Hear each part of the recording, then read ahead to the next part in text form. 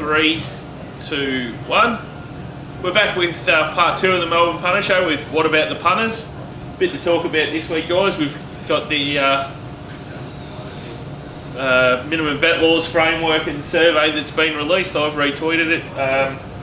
Why? I filled it out. The thing is, I just want to have my say about it. Yeah. To get the point across. They've gone with the crown bet model, which, to be fair, is half a waste of time. But I think the only way that they're going to get the message is if enough people get it through. Like, it could be predetermined, who knows. But at least if enough people get through and say, hang on, we want the New South Wales model, we might be able to get something close to it. So I'm a natural cynic, and I've been, mainly because my background's been in the media and seen how things operate in all society, in the media sense.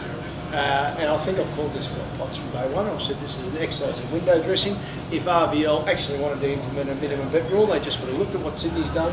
There hasn't been. I haven't seen any complaints from people who would know to say that Sydney hasn't worked.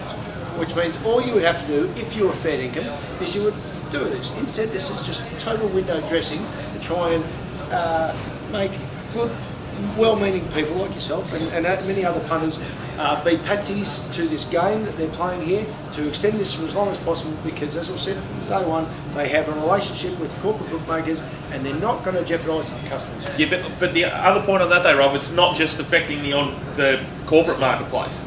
They're changing the on-course marketplace as well. Yeah. Which, I don't know why they need to tinker with that. Like, it's just dying a natural death anyway, but I don't know why, by planning on reducing the limits on course, is they think they're going to liven it up by doing that. I mean, it's just a joke. Did Steve Jobs send out a survey when he was about to put the iPhone in the market, or did he just say, ladies and gentlemen, here's the iPhone, it's fucking fantastic? Because he understands his own product. Our sport is run by people who don't understand their own product. I don't disagree with you. So can I start my input to this conversation with just saying to anyone at Racing Victoria, Bernard Saundry, Andrew Twaits, Paul Bloodworth, whoever you are, you have an open invitation to come on this show and discuss it with us. We'd only be too happy to do that, and you'll get a head start because we'll tell you all the questions now. But so the first question I would ask is your responsibility to maximise turnover, or to ensure that the corporate bookmakers are able to operate at a profitable level. I mean, what is motivating Racing Victoria to adopt a policy that is designed by CrownBet? Like, they've got to answer it, Ralph, not you, not me, not Juppie. They've got to answer this question. Yeah. They've got to answer this question publicly. They have to answer, are they charged with the responsibility to maximise turnover, or are they charged with the responsibility to do what CrownBet want?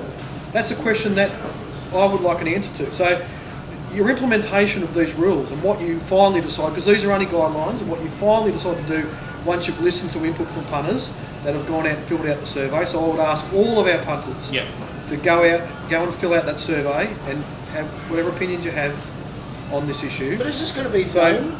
Is the answer's going to be transparent, or is it going to be like all the other crap that they put out about saying that, racing's turnover's this and we're fantastic, and then you look at prize money, it's anemic, it doesn't move.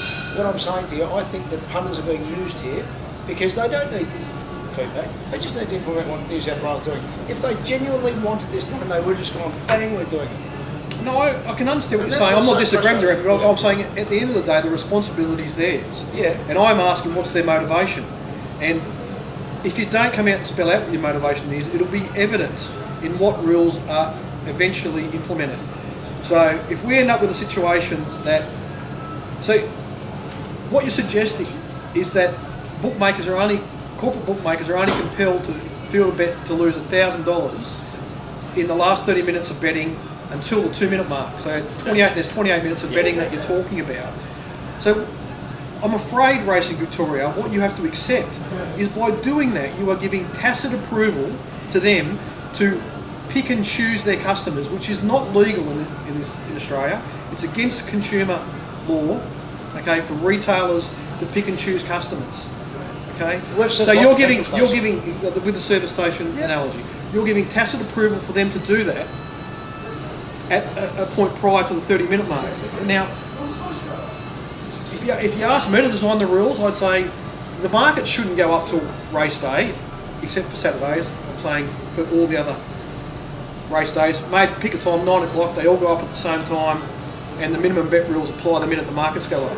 If you want to extend the betting on Saturday stuff, you can make it 9 a.m. Friday or Thursday or whatever you choose. But once the operators that are licensed decide to put a market up, they should be compelled to bet the prices that they're offering. There's no excuse for them not to accept a bet to lose in what you're suggesting, $1,000 or $2,000. They just explain to me the rationale behind giving them approval to exclude customers until half an hour before a race. I mean, there is not a plausible explanation, I'm afraid. Fair Wagering Australia, Richard Irwin, Yeah, Richie, hello Rich. has driven this, and I was hoping it'd be wrong. At the moment, looks like I'm not. I was hoping it'd be wrong, and it's bad. And now they've tweeted out Kingsley Bartholomew's Yeah, Kingsley's. answers this. I'll read you some of these to you guys if you haven't seen it on Twitter, because to me, he's clearly on the same path as you, and articulated it fantastically well on some of these points. Exclusion. All bets where both parties to a betting transaction are either WSPs, wagering service providers, on-course bookmakers, or a combination of both. In other words, bookmakers betting amongst themselves. Race Victoria think they should be excluded to this rule. He says, disagree. Both wagering service providers and on-course bookmakers should have enough confidence in the prices they display to take bets from all parties, whether it be a punter or a fellow bookmaker. The whole idea of excluding anyone wishing to wager makes the marketplace inactive, dull and boring, which leads to a higher percentage put up by bookmakers, decreased turnover and increased lack of interest by professional punters. Bookmakers betting back with one another creates a surprising amount of market simulation and turnover. The art and skill of trading by wagering service providers has been very sadly lost in the modern day marketplace. I'd love today's risk managers to sit down with legendary bookmakers like Mark Reed, Dominic Byrne. These two men are not only fearless in the betting ring but understood the need to trade money in order to profit. They lived and died by their own opinion. Racing jurisdictions make it far too easy nowadays for wagering service providers to hide behind a call centre in Darwin, treating racing customers as they like. Your thoughts on that? I agree with every word of it. It's absolutely right. I mean, you know what? There are people I bet with that, you know, choose to use the information that my bets give them and then act upon them. I mean, how is that anything other than healthy? I mean, I just don't understand where the... And at time, I mean, I make heaps of mistakes. Like, for instance, so I did my prices on Thursday. I marked Beirut considerably shorter than the market at that time and was happy to take 360. In hindsight, you have to say that was an error, and I got a deduction. So, you know what I mean? It's not all one-way traffic. It's not like there's a group of people out there that just win all the time. You know, the market being vibrant is, I just can't understand. I want someone from Racing Victoria to explain to me why they're fighting against a vibrant market. There's just one thing there that I sort of don't really agree with, which is the Mark Reed and Dominic Byrne with operating in a very, very different environment to what we are now. And the other thing that's happening, and I've come from that background, and it's part of the reason I got out of it, because I was there during a time when they were taking away the ability of the price assessors / traders to back their own judgment. Yes. They don't, it's not their call. There's a risk management department that's been set up by the higher ups to say, your job is find out who's winning on what, and then we'll try and work around how we can get these people out of our system to increase our bottom line. Let's really underline this, because what Jumpy's saying there, and Dan's previously said that, who also worked at a factory, that doing form is a skill, Yep. and you get paid for that skill. Looking if someone knows what they're doing is a much more limited skill. Correct. So you don't it's have far to pay cheaper. It's far cheaper, and the person who is just observing probably needs that job more than someone who says, well, you're paying me bugger all, I'll go and pump for myself. Well, the thing is, it's more cost effective Yeah. for them. Like, even if they had the finest minds they could assemble on the trading floor, pricing up racing each day, it still would, and they would get it right. More often they got it wrong, but it would still be more profitable to go with the current model they've got, which is pruning the winners. They were winning 6% on turnover when everyone could get on. Yep. But they've got, no, well, if we sack the winners, we can win 12, and that's what happened. I'd say it's worth just reminding everyone what this model's all about. It comes from England.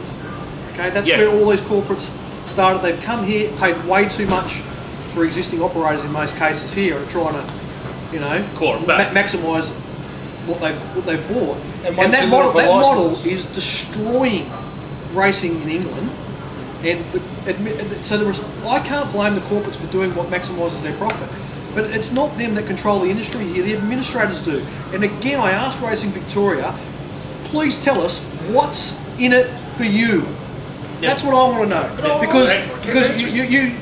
are you telling us, Racing Victoria, that you're happy with the same model that's been incumbent in England for the last decade? Well, I'm solutions based. Yeah. I was happy to send them on the junket to Hong Kong. Yeah. Now I'm going to send them on a junket to England. Go to Europe, go to England, and try and have more than 50 quid each way on a horse in a shop owned by one of the big corporates.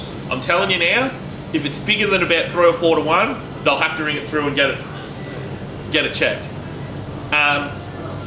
Meanwhile, there's cartoons Well- and poker machines. I got told by a shop manager when I lived in West London, the only reason you should be in here is to read our free racing post, because you will not be getting anything else from us. You're not even allowed to put any money into the roulette machine.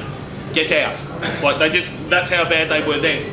So, and if I could request, respectfully, Kingsley Bartholomew, I don't know him, but something you touch on, everyone's going to take this out of the equation about comparing the Mark Reed or Dominic Byrne. It's like us comparing the great days of suburban footy or whatever. It's just gone. Yeah. So all you have to do, and I'm not saying, which is not saying that his point's wrong. No. What I'm saying is, It's just it's changed. It's noise. Yeah. It's noise to the argument, and it'll throw people. Just stick to the fantastic stuff that you're putting out, Yeah. including pots. Is another point that I'll just pick out something I think is really relevant.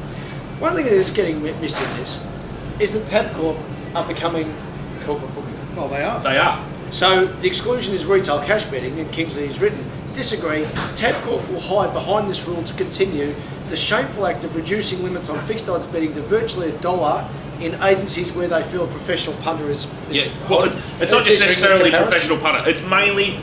It's mainly targeted towards a certain group. They know who they are, who are doing that where it's go time and then 12 will all go at once. This is a blight on the industry and should not be allowed. Tabcorp should be working better systems in place to ensure their risk limits are managed more appropriately.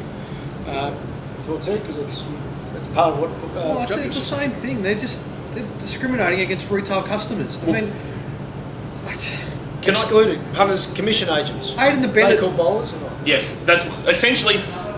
Potts and I were discussing this earlier before we came on. Commission agents, in this respect, is another fancy word for bowler. Yeah. It's not your traditional commission agent where you had a bloke on course because it was the only way you could bet. So you had a bloke on course who you'd ring, and you might be in the Gold Coast, but you had a bloke in the Melbourne ring, like what Rexy was doing. So he was a traditional commission agent. What they're referring to here are bowlers. So, yeah, they say they should be excluded from this rule. Kingsley says, disagree. Wagering service providers will hide behind this rule. Once again, bookmakers should have the confidence to accept bets from all parties. It's very hard to prove who is commission agent, who is not, who makes the final decision, question mark. Excluded customers who have established accounts have not yet completed the identification and verification requirements. I'm tipping this is up your street, G. Juppy.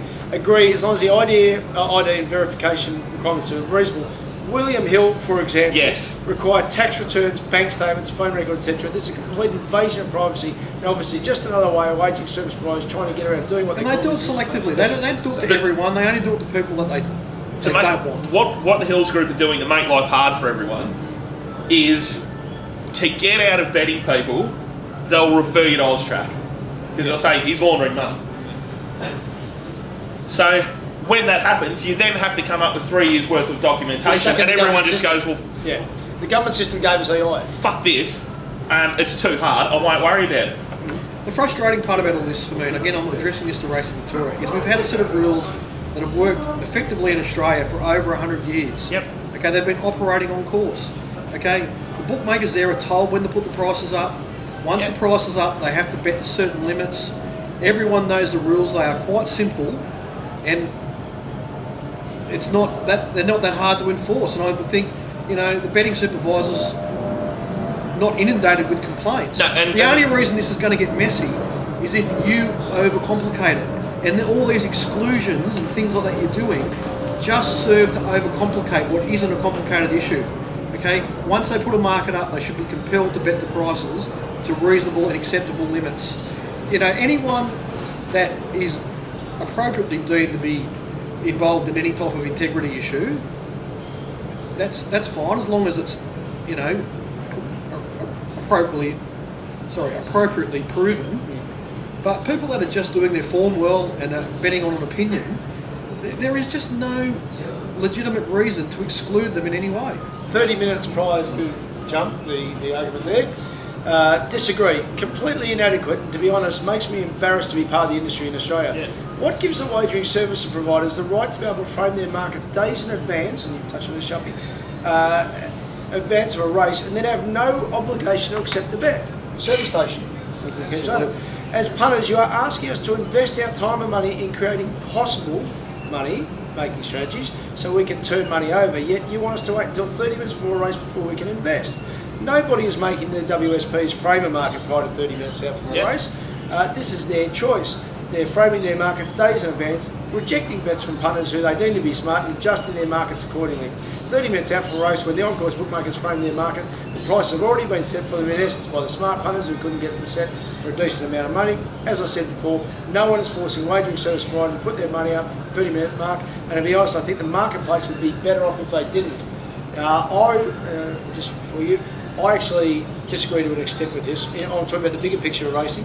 I think it is good for racing that corporates start advertising a few days before events, because it gets some talking about it, it gets some punting, it gets some liquidity, if it wasn't a bullshit market. Right. Can I just say something on that? What they're doing there is quintessentially English. There is nothing that represents... So how long were you in England for? I lived in England for 4.5 years and worked in the industry there for 4.5 years. I did a couple of days on course. I worked in 2 various offices for Sporting Index and Marathon Bet. So you're right across the wagering landscape.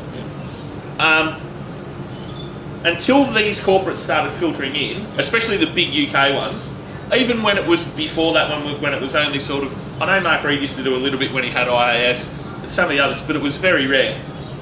Most of the betting used to kick off half an hour before the race when on-course went up and the flux came through, and then they'd start betting. This is a completely English thing where you had early prices. Yes. It was a shock to me when I moved over there when they said you've got to have all your races up by 9 o'clock. I've gone, hang about. What do you mean? And they said, no, you should have form done the night before and either put them up the night before if they're not maidens, or if they're maidens, they go up 9 o'clock that day. Yeah. This is an English model. Yeah. So it's the tail wagging the dog as far as I'm concerned. From my point of view, all I want is the New South Wales framework to be put in, except, and it's not a big exception, that you can't do what Hills have done, which is $6 before I log in, and I'm discriminated against on 440. If we can get that out of the system, that framework works. And if you go and speak to blokes like Skull, Nathan Snow, these sort of blokes that bet in New South Wales, none of them have had too many complaints, and if they have, they've fired them straight off and they get followed up. So as we underline, that means that what Racing Victoria here with Shano's survey is doing bullshit window dressing. All they need to do is... Again, at the end of the day, the corporates are going to do what they... they're going to try and do what they want to do, what serves them best. But it's up to the administrators to create the rules. So I put it to Racing Victoria, you've got to decide when you want betting to start on your races. And if you want it to start on Wednesday or Thursday for Saturday meetings or whatever, then you have to compel these people to bet those prices. You can't say, yeah, they can put up the market, but only selected people are allowed to use it. It's an inexplicable 2 minutes set before?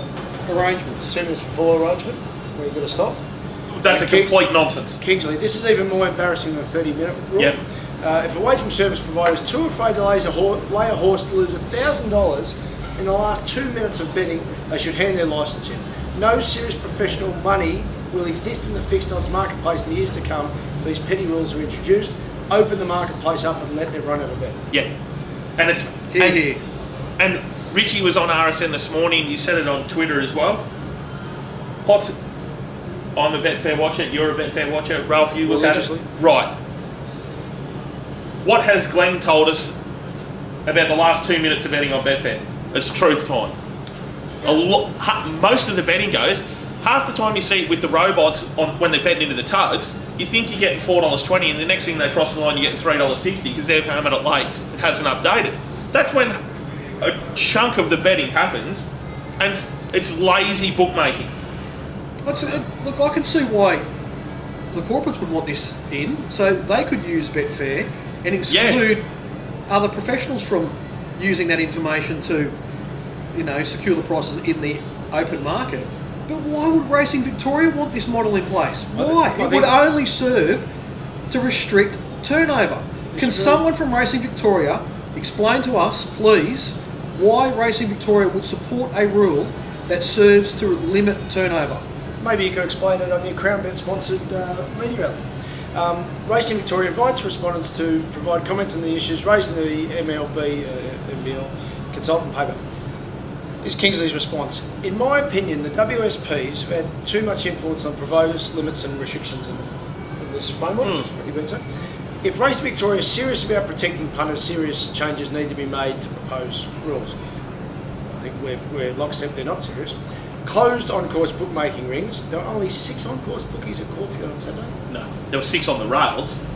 6 rails. There were 6 rails, but there was 8 or 10 off. It says rails.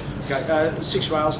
Higher bookmaking percentage due to Racing Victoria's taxation policy, decreasing parimutuel pools because they're uncompetitive. Correct.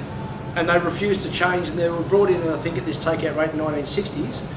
And the current practices of many of the wagering service providers make professional punting in Australia an extremely unattractive option. Correct. We're talking about one of the best ever, right? So he probably knows what he's talking about.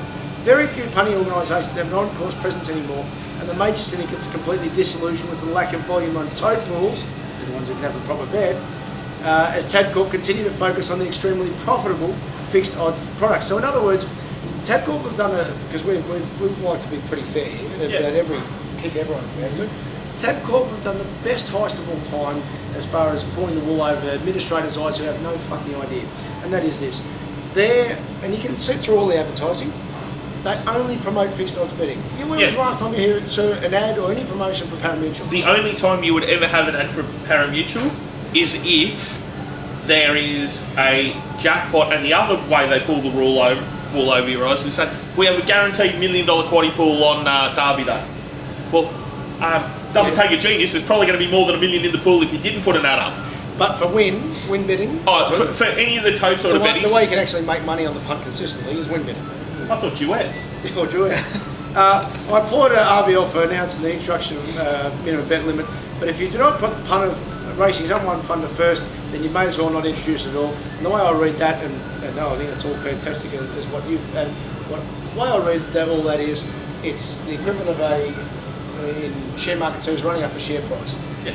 What is the short-term option? The short-term option is just stick to the side of the CrownBets of the world and your other sponsors of your various outlets, and don't upset them. The long-term detriment of this sport is to make racing less interesting and less appealing to people having a bet. There's a couple of points I want to... That's absolutely right. I just wonder what the vision here is from Racing Victoria for their sport. I'm really struggling to see it. I mean, it depends on betting turnover, and here's an opportunity to introduce some fairly simple rules that ensure a vibrant market, and you're sort of doing everything you can to make this issue go away without doing anything. And I can promise you it won't go away unless you do implement a set of fair rules like Racing New South Wales have. There's a couple of points I want to make here. Now, Racing Victoria, let's be very clear. If you bring in the minimum bet rules in the current proposed state, be prepared for a ride, because the punters aren't going to like it. We're going to go off. They're not minimum bet rules; they're crown bet rules. Yeah. So if you're going to, if you think that's the way forward, go for it, but be expecting uproar. The other thing is, Peter V'landys hit the nail on the head with. There was a YouTube video that came out just after the greyhound, the greyhound industry was shut, and where it was him speaking at a thoroughbred breeders' luncheon. And he hit the nail on the head. He goes, the biggest threat to racing, apart from itself, is sport. Yeah. Because that's where the punters are moving. Now, if you're making it harder for people who want to bet to then grow their business, they're just going to give it away. Like, I'm of that demographic, like I still love racing, I've got plenty of mates that do, but I've also got plenty of mates that just bet on sport. And the only time they might get interested is come carnival time because there's not much else on. But if you make it attractive for them to come and bet, these are smart guys, they'll adapt. They might take up arms and then you'll have more turnover. Well, we started part one, if you looked at part two first, but we started part one. When I was talking about that golf analogy, about how, to me, without really knowing my golf, like playing, shit house at it, no Phil Mickelson, not up perform, but I just looked, 3 to play, 2 up, 650 as an over. Straight, and I was 100% right because of the fluctuations. What I didn't say in part one, which I say now, which is very relevant to all this, is I did look at what was in the Betfair pool. Do you know what was in the Betfair pool? Oh, it would have been astronomical. $34 million. Yeah. Now, why was there 650? Because when you got 34 million, you got a lot of people who don't know what they're fucking doing. Yeah, and a lot of people are trying to hedge different positions. But also that, you can bet against them. the exchange is the bastion for the smarter people. So you've got people that have the confidence, that are prepared to back their opinion with money, like, as we come back to, Dominic Byrne and Mark Reed back in the day, where they're saying, you know what, I think he's a 650 chance here, do your best. Or, he's $1.12, you can have as much as you like, or lay away. Anyway, That's where it is. Let's not get too far off the track. Look, the point, I'll just finish by saying this. One of my goals is to bet bigger. I want to increase my turnover, okay? For me to do that, I have to feel like I'm getting a fair go. So all I'm asking for from Racing Victoria is a fair set of rules that mean you can increase your turnover and feel like you're getting an opportunity to win. Now, I lost a stack of money in May. June was pretty good. July's looking okay. I've got no idea if I'm going to win in August. I could lose a fortune in September. I never know. Okay, so for those out there that think it's not a good idea to allow someone like me to increase my turnover, I'd love to ask why. Now, I would also think that a lot of people that get my products and that are just getting form from me because they haven't got time to do it themselves, they want to increase their turnover. Yeah. For them to do it, they need a fair environment. So I'm saying to Racing Victoria, there's a lot of people out there that would like to bet bigger than they're currently betting. Their aim is to do that. You have to provide them with an environment that allows them to do it. Yeah, can I just pose a question to you boys? Do you think that most of the punters that would watch this show, and granted we're probably a different people, would be interested in the discussion that we've just had? Yes. Right. But yet mainstream media seem more concerned about telling us about a premiership battle that most punters couldn't give a fat rat's about. And let's face it, you try and, well, you do this so you show what you're talking about. I'm joining you because I want to show that I know what I'm talking about. Hopefully people buy our stuff and away you go, and if they don't, well, they're please free to watch it. Let's be fair on what the landscape is. If you're on mainstream media, there's a fair chance you're being sponsored by a corporate bookmaker. So you're not going to have that open and honest discussion because there's no incentive for you to do that. Correct. And I mean, I can hear where you're both coming from. I'm not That's singing okay. up for it. I'm No, just I saying know that. hear it. I know you're not singing up for it. But on RSN, on both their jury duty and the show prior, Michael Philgate had Richard Irvine on, so they are discussing it.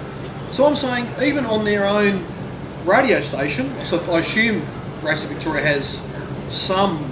Oh, I've got no idea if they've got any control over RSN, but Racing.com over that. That show. Well, they're prepared to discuss it. So that says to me, unless it's dealt with appropriately, people are going to vent their frustration on that outlet as well as one like ours and social media. I don't like the people there, so I'd rather be up front. I don't like the people there. But let's face it, this radio station, you talked about the cost benefits of getting rid of people who do form compared to just people looking at stuff waiting for. This radio station lost Daniel O'Sullivan and Vince Carter. So that's where that radio station at when it comes to expertise. So, and Nadia had an idea. She was Nadia no longer on? No, she's gone. Yeah, she's been replaced by Joe McKinnon. I just want to say, don't guess who this is. You've both heard of him, but no one would know that I was bantering with this person. So don't guess because you might get it wrong. Is it Gabrielle Gattei? It's a racing person, right? But a racing person who knows a lot of aspects. I wouldn't say he's right across the punting mechanics. Okay. Probably should have even said he, but there you go. That's narrowed down to half the population or half the racing population. So it's not gay? It's definitely not Gay Woodhouse. Don't guess any further because what we need, you mentioned about RVL, why are you doing this? Let's say that they have got good intentions, but what is documented, and we don't go personal, but we go factual, the two head honchos at the highest levels of Racing Victoria is the chairman and the CEO. The chairman, David Moody, the CEO, Bernard Saundry. Now, the chairman, David Moody, when he first got the job, and this was raised in the radio interview, said, well, punters can always get on with the tote. And Bernard Saundry in the past has said, punters aren't price sensitive. So what that tells you is that the two highest men, very good people and all that in their own areas, they don't understand racing. Because wagering, if they want to say that. Now, this particular person, I was doing a private mentoring with him, sticking up for the tote funded model. And I was saying, you don't understand, as I touched on earlier, that the reason they're not changing the parimutuel takeout is that it's not worth it for them because they can make more money out of fixed odds. Yeah. And I said, it's up to not the tote. As we're saying, we're actually not blaming the corporates to play the rules that are given to them. It's not up to the tote to change if they're getting a better whack, why would they change it? But racing needs to cut the... Well, racing needs to lobby the state government if they want to do that. But racing could cut their own takeout. True, yes, they could do that, yeah. They could say, well, look, at the moment, 8%, if it's, let's say, 16 and they go 50-50, we'll try a Saturday City. Don't fuck around with all the other stuff because then I don't believe it. Saturday City, let's say early August, we do 4%. Automatically, so the take win only, let's see what happens with more competitive win only prices. So this person, well, that depends what sort of punter bets on the tote. Pros use it to lay off, but they get a percentage rebate to offset takeout. Average Joes in the pub aren't price sensitive, but there's a middle market that is. Now, can I tell you why racing's losing so much market share? That type, and I respect this person, but the bloke in the pub, you know what? The bloke in the pub now watching footy on a Saturday afternoon because they're all there too. And also, I think these administrators actually need to come and join us, come and spend some time in the pub, because I think you'll find that the figures will back me up, that the swing away from just tote bets, like 90% of the time, I don't know whether it's 90%, a lot of the time now people will take the fixed odds before they take the tote price. Yeah, they're still betting on their phones. Yeah, the only people I know who still do that are probably the people who are still filling out the old cardboard cards and feeding it through. So I'm saying it is price related if they gave the parimutuel a chance, because then all the best tote products all of a sudden are more expensive for corporates to offer, aren't they? Well, if a $3 shop pays $3.50, they have to pay more amount. Yeah, of course it is. The best tote and SP product on average works out at, I think it's somewhere in between 105 and 106. Yep. And the best of the best brings it right down to about the 102 mark. So the thing is, if they trim that best tote plus SP product, if they take 4% there, and that helps bring that percentage down, it's a very borderline product for the corporates to be offering that. You're right across the board. So I've said to him, racing's lost the mainstream it had when we were kids, and the daily double would interrupt the cricket. Correct. Yep. The score results will be an MCG scoreboard. But it can get young people who want to play poker but not the pokies. Correct. People who want to challenge themselves mentally and say, I'm going to work my way through, figure out how to back a winner. They can get those people. Yeah. Because pokies is mindless, but poker's a cerebral game. But they won't take 116% at Caulfield when they can take 102% at the cricket. Yeah. Because they're actually smart enough in the first place. And the thing is, they're not actually taking that though. They're not taking 102%. They're going to work themselves into an advantageous position where they're taking 98%. Yeah. So they have to. So racing's starting point is to say, what do our customers want? Yeah. And then go backwards. At the moment, they're saying, what do our bookmakers want? And then the customers can do their best. It's not working. So anyway, the uninteresting. So it's just been crammed down our throats. I don't know why they think everyone's interested in it. It just seems to me that it's a little bit. Well, the interest lazy. to me, Jupp, is that until Saturday there've been some good riding because both of those guys are trying extremely hard. There's something in it for punters. So, but anyway, how interested you are in it is up to you to decide. A couple of horses to follow. What about the punters? There was a really good debut yesterday at Pakenham. Rich Luck. That horse got some wins in it. And a horse that's taken a couple of runs and actually probably doesn't go on wet tracks, but did something on the synthetic last week and can probably come to town on the turf and be competitive is Santa Maro. So there's a couple of horses for us to follow. Week ahead, boys. We've got Pakenham tomorrow where Gifted Music, DK's horses going around. Sandown on Wednesday. Yep. Be a good meeting out there on Wednesday. I'll be going out tomorrow to walk the track. Rails out 9 metres, nearly 100 acceptors, so should be a good card. If I look at the weather, Flemington should be perfect for something. And then we've got Sale on Thursday, Geelong Friday, Flemington on Saturday, which should be... I'm in a firm. I'll be firm. Yeah, so we'll be out there. Yeah, I'm in good form at the moment. We had another winning week last week. The Potts Play stuff was good after a bit of a slow start, and we had a small loss on Wednesday, but it would have been easy to fix by backing a few on paces when it was extremely obvious that you couldn't win from anywhere but first. Are you talking about the conveyor belt that was on the inside there? No, so just quickly with this, so Mooney Valley, right? So even I thought there'd be a couple of run-on type situations, and I love the on paces. No, what you have to factor in, if it's wet, conveyor belt.